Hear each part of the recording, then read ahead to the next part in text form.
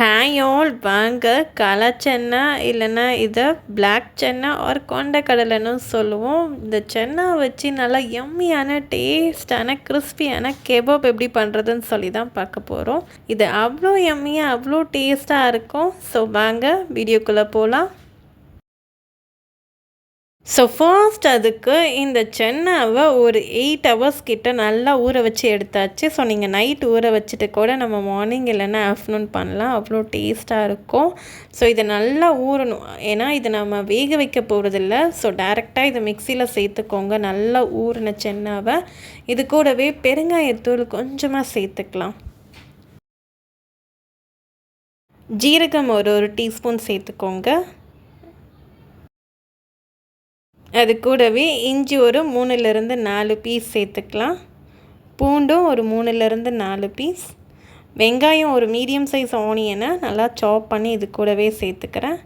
அது கூடவே கருத்துக்கு ஏற்ற மாதிரி பச்சை மிளகாய் சேர்த்துக்கலாம். ஒரு 2 பச்சை மிளகாய் சேர்த்துக்கிறேன். அண்ட் தென் தேவையான அளவு உப்பு சேர்த்துக்கலாம். காரத்துக்கு ஏற்ற மாதிரி மிளகாத்தூள் சேர்த்துக்கலாம். 1/2 டீஸ்பூன் அளவுக்கு வெறும் மிளகாத்தூள். லைட்டாக ஒரு புளிப்பு டேஸ்ட்டுக்காக ஆம்ச்சூர் பவுட்ரு, அதாவது காய வச்ச மாங்காய் ஊற பவுட்ரு, கொஞ்சமாக கஸ்தூரி மேத்தி சேர்த்துக்கலாம். மாங்காய் பவுட்ரு இல்லைனா நீங்கள் லெமன் ஜூஸ் கூட சேர்த்துக்கலாம். இது கூடவே கருவேப்பிலை ஒரு ஹேண்ட்ஃபுல் ஆஃப் கருவேப்பிலை சேர்த்துக்கலாம். இது எல்லாத்தையுமே சேர்த்துட்டு தண்ணி எதுவுமே சேர்க்காமல் நல்லா கொஞ்சம் கொரப்பாக எப்படி நம்ம வடைக்கெல்லாம் அரைச்சி எடுப்போமோ அது போல் அரைச்சி எடுத்துக்கோங்க. ரொம்ப நைஸாகவும் அரைச்சி எடுக்க வேண்டாம். ஜஸ்ட் அதை நம்ம கையில் எடுத்து தட்டினோன்னா இது போல் நல்லா தட்டை வரணும், அந்த மாதிரி இருக்கணும். இப்போ இது எல்லாத்தையுமே ஒரு பவுலுக்கு மாற்றிடலாம். அண்ட் ஃபர்ஸ்ட் எடுத்து கொஞ்சமாக நல்லா தட்டை வருதான்னு பாருங்கள்.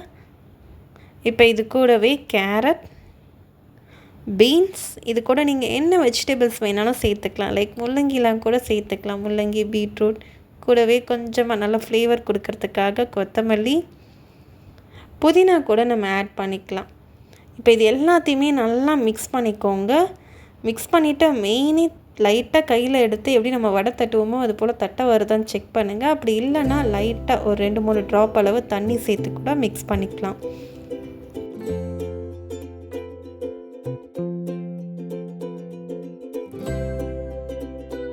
இப்போ இதில் இருந்து கொஞ்சமாக எடுத்து நம்ம லேசாக ப்ரெஸ் பண்ணி விடுங்க. ரொம்ப அழுத்தி மெலிசாக தட்டணும்னு இல்லை, லேசாக இது போல் ப்ரெஸ் பண்ணி எடுத்தாலே போதும்.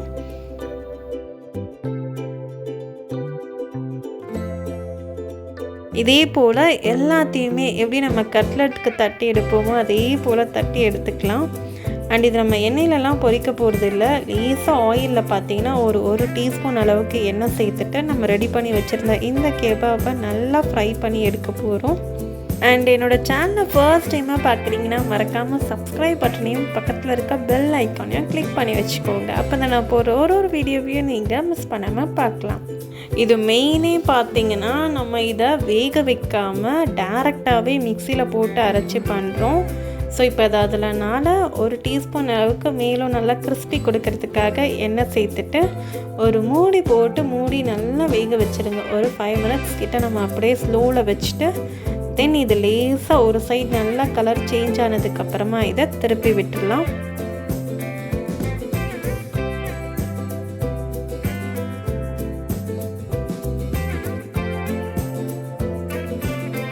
இதே போல் திருப்பி விட்டுட்டு மூடி போட்டுட்டு நல்லா ஒரு 3 to 4 minutes நல்லா மூடி போட்டு வேக வச்சிட்டிங்கன்னா கலர் நல்லா சேஞ்ச் ஆகியிருக்கும். இப்போ இது ஒரு 2-3 நிமிஷம் மூடி எடுத்துகிட்டு ஃப்ரை பண்ணும்போது நல்ல ஒரு கிறிஸ்பினஸ் கிடைக்கும்.